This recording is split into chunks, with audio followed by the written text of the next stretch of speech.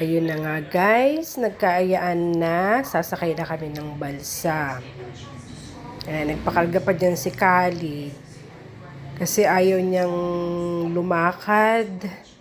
Natatakot ata, may mga sea urchin daw. At malamig ang tubig. Hindi naman malamig ang tubig, mainit nga actually. Kasi sobrang init pa niyan, maaraw kasi sobra.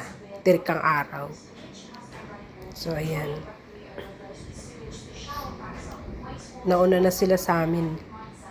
Sa unahan sila Margaret, sila JC, sila Queenie. Nandun na sila. Ayan na, nauna sila sa amin. Mababaw lang naman ang tubig dyan. Ayan.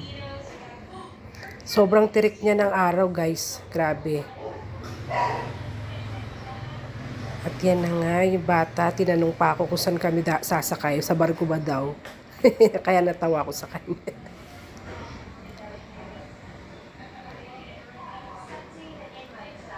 Tapos yun, sa dulo, yun. Ito kami, yun yung balsa.